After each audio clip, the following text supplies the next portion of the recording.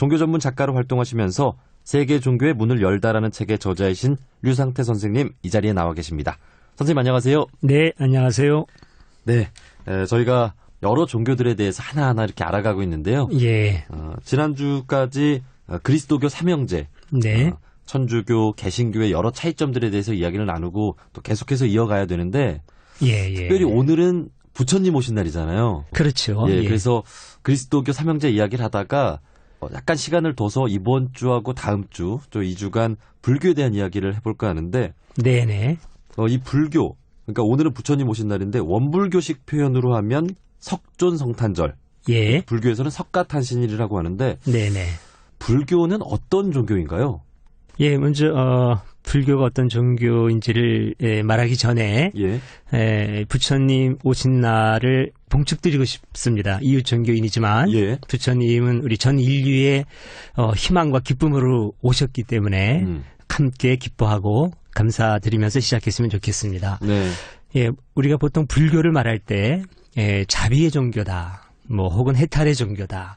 요즘 서양에서는 동양 철학의 정수다, 이렇게 표현을 하기도 하는데요.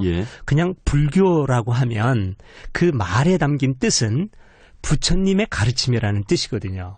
그러니까 불교는 부처님의 가르침을 따르는 종교죠. 그리스도교가 그리스도의 가르침을 따르는 종교인 것처럼. 자, 그러면 불교가 무엇이냐를 물어볼 때 부처님의 가르침이 무엇냐 이렇게 물어보면 될 것 같습니다. 아, 그렇군요. 네네. 그러니까 부처님은 여러 가지를 가르쳐 주셨지만 특히 우리 인간의 문제, 삶의 문제와 연관해서는 사성제와 8정도로 요약을 할 수가 있습니다. 이 사성제라는 것은 4가지 거룩한 진리를 말하는 건데요. 불교의 인생관이라고 볼 수 있습니다. 그래서 부처님께서 우리 인생이 안고 있는 문제를 4가지로 나누어서 설명을 해준 것이 사성제고요. 고집멸도 그러죠. 고통, 인생은 고통스럽다. 집은 고통의 원인으로 그건 집착해서 인생의 고통이 온 거다. 그다음에 멸, 그건 고통을 넘어서는 방법. 그 집착을 멸해야 된다. 그러면 어떻게 멸해야 되는가? 그 방법론을 말할 때는 도를 행해야 된다. 그래서 그 도로 8가지 바른 방법을 제시해 주셨죠. 그게 이제 8정도인데 8가지의 바른 길, 바로 불교의 구원관이라고 볼 수가 있습니다. 정견, 정사, 정언, 정업, 정명, 정정진, 정념, 정정.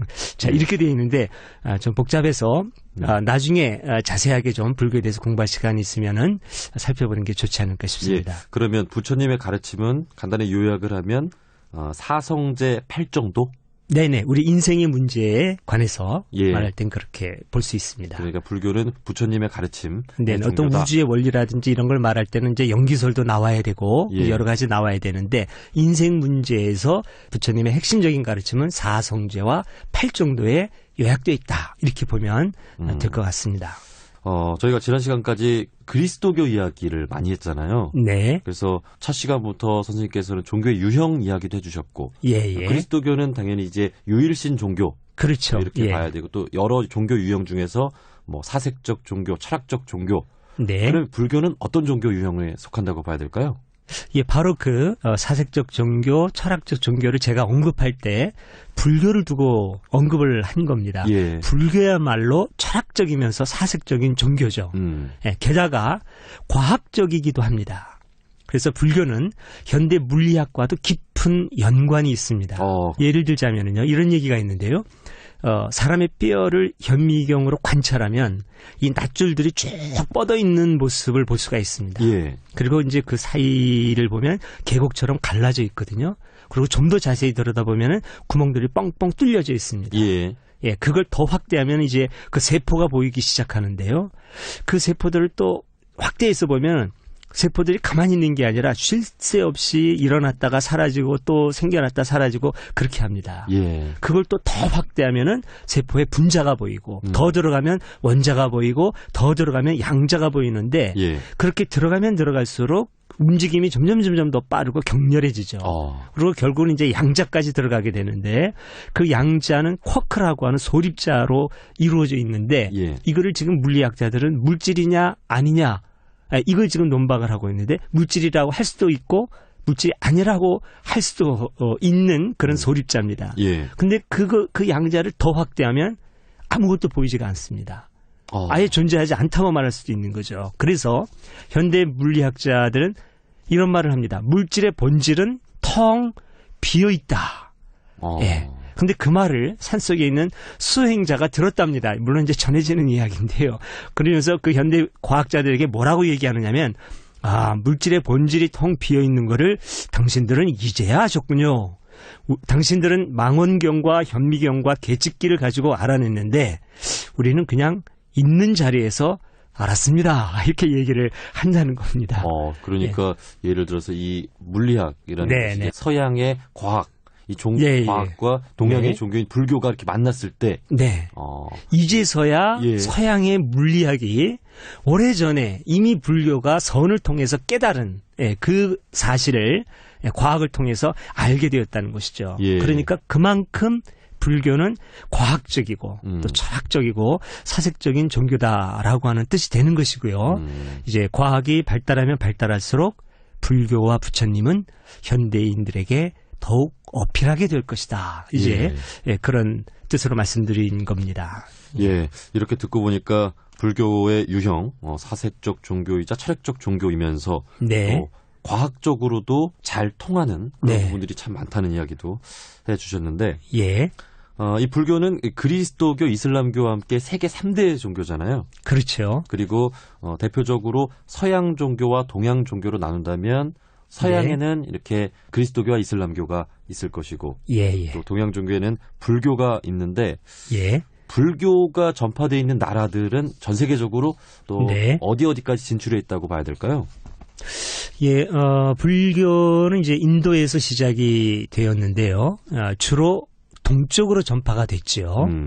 만약에 서쪽으로 전파가 됐다면은 서양이 불교 국가가 됐을런지도 몰라요. 근데 이제 일단은 그리스도교의 시작과 불교의 시작의 시점도 비슷하잖아요. 가깝죠. 이제 근동 지역이고 인도 지역이고, 그리고 원래 인도라고 하는 것이 동양보다는 서양하고 가까운 지역입니다. 왜냐하면 유럽 북쪽에서 아리안족이 페르시아를 거쳐서 인도로 들어온 거거든요. 그래서 인도 아리안족이라고 이렇게 얘기하지 않습니까? 사실은 인종도 그쪽에서 가까워요. 그래서 인도 사람 보면은 이쪽 우리 아시아 계통의 사람들보다는 서구풍의 외모를 갖고 있는 경우가 많이 있지 않습니까? 얼굴은 좀 거무스레하지만 이제 그렇습니다. 근데 불교는 이제 서쪽보다는 동쪽으로 주로 가게 되죠. 그래서 동남아시아로 간 불교가 남방불교 또는 소승불교라고 하는데, 스리랑카를 거쳐서 버마, 지금 미얀마라고도 하죠. 캄보디아, 라오스, 태국, 베트남 이쪽으로 가게 되고요. 베트남은 지금은 중국의 영향으로 대성불교가 더 많지만 원래는 이제 남방불교 계통이고요. 그리고 이제 또 한 갈래가 동북아시아로 가는데 바로 인도 북쪽에 티베트를 거쳐서 중국과 한국과 일본으로 건너가게 됩니다. 그래서 이쪽을 북방불교, 대승불교 그렇게 말을 합니다. 그래서 인도에서 시작된 이 불교가 서양에는 사실은 잘 가지 못했고 동양 위주, 그러니까 이 아시아 지역을 지배하고 있는 이제 종교가 됐는데, 그러니까 서양은 사실 2000년대 들어서 조금씩 알려지기 시작했지만 아직도 서양 쪽에서는 그렇게 많은 신도들이 있는 나라는 별로 없다고 봐야 되겠죠? 아직은 그렇죠. 아직은 지금 이제 점점 관심을 끌고 있고 많아지고 있지만 아직은 그리스도교라든가 이슬람교에 비하면은 상대적으로 적습니다. 그럼 본격적으로 이제 불교의 역사에 대해서 이제 알아볼 텐데요. 불교의 태동은 언제부터 시작됐나요? 불교의 태동은 이제 부처님 탄신을 기원으로 하니까요. 우리가 잘 알고 있는 것처럼 서기 전 563년을 불기로 보고 있지 않습니까? 그런데 이제 그 학자들에 따라서는 서기 전 563년이 아니라 그보다 한 100년이나 200년 늦게 태어나셨을 것이다. 이런 주장도 있습니다. 그건 우리가 정확하게 알기는 어려운 것이고요. 근데 일단은 여기서 제가 조금 좀 짚고 넘어가고 싶은 점은, 우리가 기원전, 그다음에 서기 이런 표현을 많이 쓰지 않습니까? 그런데 기원전이라는 말보다는 저는 서기전이라는 표현이 적절할 것 같습니다. 왜냐하면 그 서양의 기원 그리고 동양의 기원이 또 따로 있는데 예.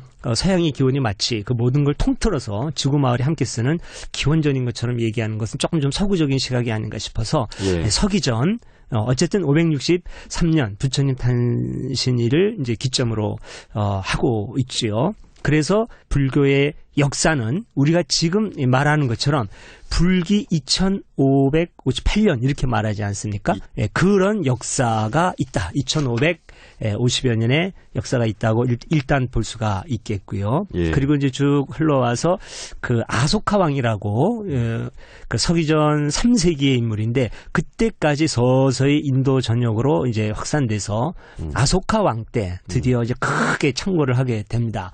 그리고 많은 그 포교사를 보내서 서쪽의 그리스까지 포교사가 가요. 그러니까 불교가 전혀 서쪽하고 관계가 없었던 것은 아니고 예. 서쪽으로 이제 접촉도 있었는데 그러나 거기에는 주로 이제 그리스도교 문화권이었고요. 불교는 이제 동쪽에 영향을 많이 미치게 된 겁니다. 예. 그러니까 이제 이 석가모니 네. 부처님은 예수님보다도 544년이 빨리 태어난 거네요. 그렇죠. 500여 예. 년. 네. 예. 그렇다면 당연히 이제 불교는 이제 석가모니의 가르침을 배우고 또 예. 깨우치는 종교인데 그렇다면 석가모니에 대해서 잘 알아야 될 것 같아요. 그렇죠. 예. 네네. 그런데 석가모니를 부르는 그 명칭이 원래 아버지가 지어주신 이름인 고타마 시탈다. 네. 뭐 석가모니, 예. 부처, 네. 붓다. 다양한 네. 용어들이 있어요. 예. 그것들은 어떻게 불린 거고 또 차이점은 무엇인지 좀 설명을 해주시죠. 예. 우선 그 부처님, 이제 붓다라고 하죠. 예, 붓다. 이 말은 깨달은 사람이라는 뜻입니다. 예. 그러니까 깨달은 분이 이제 부처고 그렇다면은 깨닫기만 하면 모두가 부처님이 될 수 있냐? 그렇습니다. 예, 불교에 의하면 그래요. 누구든지 깨닫고 해탈을 하면 부처님이 되는 것이지요. 그런데 석가모니 부처님을 우리가 이제 보통 말하지 않습니까? 예. 그분의 이름이 고타마 시타르타죠. 그러니까 고타마는 성이고 시타르타가 이름이 되는 것이죠. 예. 예. 그리고 이제 그 석가모니 그러면 왜 고타마 시타르타 부처님이라고 하지 않고 석가모니 부처님이라고 하느냐? 이제 예. 그 이유는 그 석가모니라고 하는 말이 샤키야무니라는 말을 한자어로 옮긴 건데 샤키야족의 현자라는 뜻입니다. 예. 석가족의 현자. 지혜로운 자 그런 의미가 되는 것이죠. 그래서 우리가 석가모니 부처님 이렇게 이야기를 하고 이름은 잘 부르지 않죠. 사실 그 훌륭한 어른의 이름을 부르는 건 우리 동양 사회에서는 결례가 되지 않습니까? 예. 그래서 뭐 시타르타 부처님, 고타마 부처님 이런 말은 쓰지 않고 석가모니 부처님. 예, 샤키야족의 현자이신 부처님 하면은 바로 그 고타마 시타르타 부처님을 지칭하는 말이 된 겁니다. 그렇군요. 네네. 그러니까 이 부처님이라는 말은 부처님 이렇게만 보면 네. 그 석가모니를 가리키는 게 아니라 깨달은 네. 사람을 말하는 거네요. 네네. 여러 부처님이 예, 있을 수 있는 거죠. 그러네요. 예, 미륵불도 있고요. 예. 네. 그러면 넓게 보면은 예수님도 부처님이고 그렇게 볼 수도 있습니다. 예, 깨달은 사람이니까. 네. 이렇게. 이 석가모니라는 사람은 어떤 삶을 살았는지 또 궁금합니다. 네. 그러니까 한마디로 말하면은 저는 그렇게 보고 싶어요. 부처님은 자비생을 사신 분이다. 이렇게 보고 싶은데 예. 어렸을 때는 그 석가족의 왕자로 태어나셨지 않습니까? 예. 부귀영화를 누리면서 얼마든지 잘 사실 수가 있었는데 이제 깨달음의 길로 들어서셨죠. 그걸 다 버리고 참 쉽지 않은 일인데 그래서 결국은 이제 깨달음을 성취하고 난 다음에도 거기서 끝나는 것이 아니라 나눔의 길로 가시지 않습니까? 예. 저는 이 나눔의 길로 가셨다는 걸 굉장히 중요하게 보고 싶은데 만약에 나눔의 길로 가시지 않았다고 한다면은 불교가 대승불교로 발전하기 어려웠으리라고 저는 봅니다. 그러니까 우리가 보통 그 부처님 일화를 이제 많이 이야기를 하는데 불교의 상징인 연꽃 이야기 혹시 들어보셨는지 모르겠습니다. 예, 한번 좀 선생님 들려주시죠. 예, 그 부처님께서 깨달으심을 얻고 난 다음에 한동안 고민을 하셨답니다. 내가 이 깨달은 거를 전할까 전하지 말까. 전한다고 해서 네네 대중들한테 대중들이 과연 알아들을까 그렇게 고민을 하고 계셨는데 그때 마침 그 연못에서 연꽃이 활짝 피어 있었는데 세 종류의 연꽃이 있더라는 겁니다. 하나는 물 밖으로 활짝 꽃을 틔운 연꽃, 또 하나는 아예 물 속에 잠겨 있는 연꽃, 그다음에 또 하나는 바람이 불 때마다 물속으로 들어갔다 나왔다 이렇게 반복하는 3가지 연꽃이 있다는 것이죠. 예. 그러니까 부처님이 생각하기에 물에 완전히 잠겨버린 연꽃은 별로 가능성이 없겠다. 그리고 활짝 트인 연꽃은 트였으니까 그대로 좋다. 근데 문제는 들락날락하는 그런 연꽃이 있다는 것이죠. 예. 저 연꽃에겐 바람이 필요하겠구나. 그래서 바람이 불면 그 연꽃이 물 밖으로 나와서 활짝 필 수 있겠다. 그러니 내가 깨우친 바를 대중들에게 전해야 되겠다라고 느끼셨다는 거죠. 그게 바로 대승불교적인 시각입니다. 원래 그 불교의 출발, 소승불교에서는 그냥 깨달음 자체에만 충실해요. 이거를 뭐 대중들에게 가르쳐주고 뭐 함께 간다 이런 개념은 별로 없었거든요. 예. 그래서 소수 엘리트의 종교로 불교가 출발하는데 정작 부처님은 깨닫고 난 다음에 그런 고민을 하시고 자비생으로 많은 사람들에게 설파하셨다는 거죠. 이거니까 후대에 일어난 대중불교적인 그런 이제 시각이라고 볼 수 있습니다. 그리고 저는 부처님이 당연히 그렇게 하셨으리라고 보고 그런 점에서 부처님의 자비생이 너무나 인류에게는 고귀한 것이었다 이렇게 봅니다. 예, 이렇게 선생님 말씀 들어봤는데 네. 이 석가모니는 참 이렇게 부유한 예. 그런 가정에서 태어나서 많은 것들을 누리면서 살아가고 네네. 있는데 그 와중에 거기서 벗어나서 이 세상을 깨닫고 싶어서 그걸 박차고 나간 네네. 그런 부분들이 참 대단한 것 같아요. 그렇지요. 예. 그리고 또 수행을 통해서 깨달음을 얻고 사람들한테 전하고. 예. 예. 네네.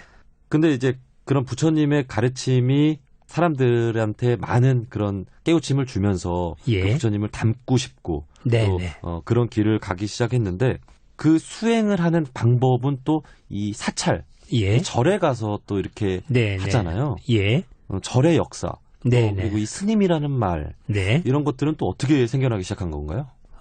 예, 그 최초의 사찰은 부처님 당시에 그 마가다국의 빈비사라왕이라는 분이 기증을 했다고 합니다. 예, 중림정사라고 하는 그 절을 이제 기증한 것이 시초라고 알려져 있어요. 예. 그리고 이제 중국에서는 후한 때 그 백마사라고 하는 그 사찰이 최초고 우리나라에서는 고구려 소수리망 때 그 이불란사와 초문사라고 하는 그 두 절이 시초인 것으로 이렇게 자료에는 나와 있습니다. 그리고 그 절에 가보면은 우리가 이제 좀 여러 가지 모습을 볼 수가 있는데 크게 눈에 띄는 것이 우선 그 한가운데 대웅전이 있고 그다음에 또 이제 탑들이 있지 않습니까? 예. 예, 그 두 가지는 좀 설명을 드리는 게 좋을 것 같은데 그 대웅전이라고 하면 큰 영웅을 모신 전가 그런 뜻인데 바로 부처님을 모신 것. 예, 그래서 그 사찰의 이제 중심이 되고요. 또 이제 그 절마다 보면 그 탑이 있는데 이 탑은 원래 불상보다 부처님의 그 상보다도 탑이 먼저 만들어졌어요. 초기 때. 왜 그러냐면은 부처님께서 눈에 보이는 형상보다는 보이지 않는 진리를 너희들이 마음으로 봐라. 이런 가르침을 주셨기 때문에 불상보다는 부처님의 몸에서 나온 사리를 그 탑에다가 그 이제 봉안을 해서 탑을 소중히 여기는 전통이 생겨난 것이죠. 그래서 이 사찰 앞에는 항상 이렇게 탑이 하나씩 네네. 있는 거군요. 그러면은 불교의 성직자, 네. 이 스님들은 어떻게 해서 또 스님이 되고 스님들은 어떤 삶을 살게 되나요? 불교에서는 모두가 다 불제자죠. 부처님의 제자인데 그 부처님의 제자를 크게 출가 제자와 제가 제자로 나눌 수 있습니다. 예, 출가자는 글자 그대로 집을 떠난 제자. 예.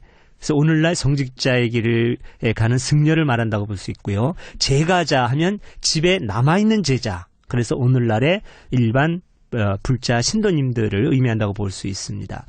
그런데 그 스님이라는 말은 승려를 높여 부르는 말이죠. 천주교 사제를 신부님이라고 부르듯이 또 이제 개신교의 목회자를 목사님이라고 부르듯이 승려를 스님이라고 높여서 부르는데 스승님을 뭐 뜻한다고 하기도 하고요. 그러니까 신도들은 이제 그 승려를 부를 때 스님이라고 부르는 것이 맞지요. 근데 이제 가끔 그 스님들 자신이 내가 아무개 스님이다라고 이렇게 말씀하시는 경우가 있는데 이제 자신을 높이는 표현이기 때문에 조금 어색한 표현이라고 볼 수 있고요. 오히려 스님들 중에서 자신을 나는 중이다, 무슨 중이다, 뭐 이렇게 그 표현하시는 분이 계신데 그렇다고 해서 일반 그 신도님들이나 일반인들이 그 따라 부르는 것은 바람직하지 않습니다. 왜냐하면 중이라고 하면 약간 좀 그 스님은 겸양의 뜻으로 낮춰서 부르는 말이거든요. 그래서 일반인이 중이라고 하는 건 결례가 될 수 있겠습니다. 그러니까 스님이라고 말하는 것이 맞겠죠. 그 스님이 되는 길은 이제 그 스님이 되겠다고 해서 출가를 하게 되면 이제 사찰로 들어가서 한 6개월 정도 이렇게 그 잔심부름을 하면서 적응기를 거치게 됩니다. 그럼 그리고 나서 이제 어느 정도 마음의 준비가 됐다 생각이 되면 종단에서 실시하는 그 행자 교육을 받게 됩니다. 이것도 보통 한 6개월이나 그 이상 받게 되는데 그 행자 교육을 제대로 다 받고 나서 이 정도면 됐다 싶을 때 삼위계를 내려주고 이제 남자분들한테 삼위계, 여자분들한테 삼인위계를 내려주죠. 그러면 그게 뭔가요? 이게 말하자면 수행자로 인정을 하는 겁니다. 그래서 그 삼위계를 받으면 삼위승이라고 얘기하지 않습니까? 삼위승. 근데 이 삼위승이라고 하는 것은 정식 승려가 아니고 말하자면 예비 단계의 그 수행자. 그러니까 말하자면 개신교의 그 전도사라고 있지 않습니까? 또 이제 그 천주교에도 부제라고 있고 정식 사제가 아니고 정식 목사가 아닌데 그러나 성직자 대우를 받지요. 그것처럼 삼위계를 받고 삼인위계를 받은 삼위승들도 수행자로 때로는 승려로 인정을 받지만 정식 승려라고 할 수는 없고요. 그 삼위계를 받은 후에 또 제대로 된 과정을 거쳐야 되는데 4년 과정의 승가대학을 졸업하거나 아니면 해당 사찰에서 그에 해당하는 수행 과정을 이수할 때 다 이수하고 나면 비로소 남성 수행자는 비구계를 받고 여성 수행자는 비구니계를 받습니다. 그때부터 비로소 정식 스님이 되는 거죠. 그래서 비구 스님, 비구니 스님이 정식으로 이제 스님이 되는 것입니다. 그리고 그 스님들도 사찰에서 보면 여러 스님분들이 많이 같이 계시잖아요. 그럼 그 안에서 스승 되시는 스님도 계시고 제자 되는 스님도 계시고 그럼 뭐 주지 스님 이런 말도 있잖아요. 그 개신교에도 보면은 이제 담임 목사님 계시고 부목사님 계시고 그러지 않습니까? 그리고 이제 천주교에도 보면은 본당 주임 신부님이 계시고 또 이제 보좌 신부님이 계시고 그런 것처럼 이제 사찰에 가도 그렇습니다. 그 사찰의 모든 것을 총 책임지시는 분이 주지 스님이시고 또 그 주지 스님을 이제 보좌하시는 스님들도 계셔요. 근데 그 주지 스님은 보통 비구계를 받고 10년 정도 지나야 보통 자격이 인정됩니다. 보통 일반적으로 관습적으로 그렇습니다. 그리고 이제 큰 사찰의 경우 송광사라든지 뭐 통도사라든지 뭐 해인사라든지 또 여기 서울의 중심에 있는 뭐 조계사라든지 뭐 이런 큰 사찰의 경우에는 비구계를 받고 한 25년이 경과돼야 주지 스님이 될 수가 있습니다. 그렇군요. 여러 가지 또 말씀해 주셨는데 그 불교의 그럼 신앙 수행 방법이 또 궁금한 게 보통 이제 수행이라고 하잖아요. 그렇죠. 네네. 부처님의 그 깨달음을 닮아가는 그런 공부를 하는 건데 사찰에서 하는 그 수행 방법, 이거 선이라고 표현을 하죠. 이 선은 쉽게 말하면 어떤 건가요? 그 불교의 대표적인 수행 방법인데요. 마음을 가다듬고 정신을 통일해서 깨달음에 이르기 위한 대표적인 불교의 수행 방법입니다. 그리고 이제 이 선이 어디에서부터 왔는가를 보면은 그러니까 불교에서 시작되었다기보다는 이미 그 오래전부터 인도에서 부처님 탕생보다도 한참 전에 서기전 한 2000년 경부터 인도에서 수행 방법으로 활용되고 있었는데 그 요가라고 있지 않습니까? 요가 하면 뭐 여러 가지 뭐 자세도 있고 그런데 선은 그렇지는 않고 다만 그 요가에서 했던 그 방법의 그 중심을 따와서 그냥 주로 좌선이지만은 그러나 그 전통의 그 시초는 요가에서부터 이제 오게 된 것이죠. 그렇군요. 오늘 스님과 불교에 대해서 오늘 부처님 오신 날을 맞아서 여러 가지 이야기 나눠봤는데요. 또 다음 시간에 이어서 불교에 대해서 조금 더 많이 알아보는 시간을 가져보도록 하겠습니다. 그래서 우리나라에서는 불교가 언제 들어와서 불교가 우리나라에 끼친 영향들 여러 가지 이야기 나눠보도록 하겠습니다. 선생님 오늘 나와주셔서 고맙습니다. 네, 고맙습니다.